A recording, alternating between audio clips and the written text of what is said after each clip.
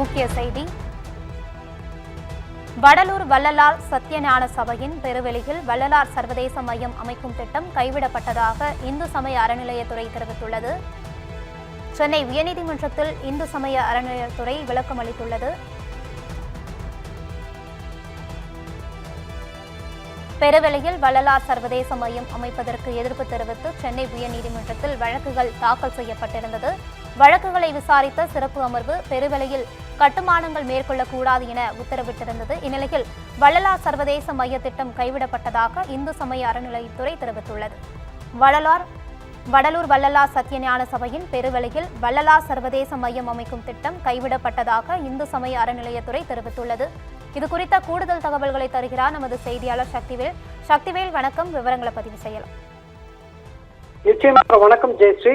வடலூர் வள்ளலார் சத்தியஞான சபையின் பெருவெளியின் வள்ளலார் சர்வதேச மையம் அமைக்கும் திட்டத்தை கைவிட்டுள்ளதா இந்து சமய அறநிலைத்துறை தரப்பில் சென்னை உயர்நீதிமன்றத்தில் தெரிவிக்கப்பட்டுள்ளது. கடலூர் மாவட்டம் வடலூரில் உள்ள வள்ளலார் தெய்வ நிலையத்தின் சத்திய ஞான சபை முன்பு 70 ஏக்கர் பரப்பளவில் உள்ள பெரிய வெளியில் சுமார் 100 கோடி ரூபாய் செலவில் வள்ளலார் சர்வதேச மையம் அமைக்க ஒப்புதல் அளித்து தமிழக அரசு 2023ஆம் ஆண்டு அக்டோபர் 5ஆம் தேதி அரசாணை பிறப்பித்தது. பெருவெளியில் வள்ளலார் சர்வதேச மையம் அமைப்பதற்கு எதிர்ப்பு தெரிவித்து சென்னை உயர்நீதிமன்றத்தில் வழக்கு தாக்கல் செய்யப்பட்டிருந்தன. இந்த வழக்குகளை விசாரித்த சிறப்பு அமர்வு பெருவெளியில் கட்டுமானங்கள் மேற்கொள்ளக்கூடாது என உத்தரவிட்டிருந்தது.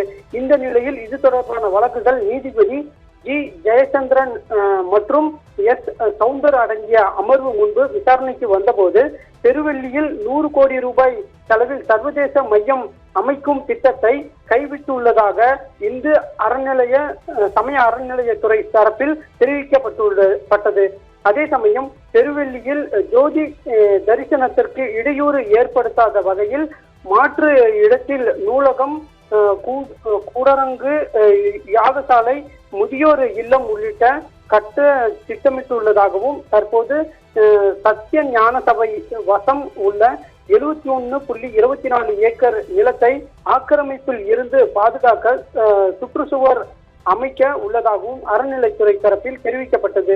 மாற்று இடத்தில் நூலகம், யோகா சாலை, முதியோர் இல்லம் அமைப்பது அரசின் முடிவிற்கு கட்டுப்பட்டது என தெரிவித்த நீதிபதிகள் 71.24 ஏக்கர் நிலத்தை சுற்றி சுற்றுச்சுவர் எழுப்ப அனுமதி அளித்து உடனடியாக பணிகளை துவங்க உத்தரவிட்டது.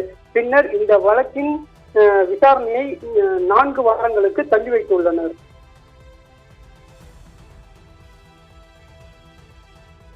விவரங்களுக்கு நன்றி சக்திவேல்.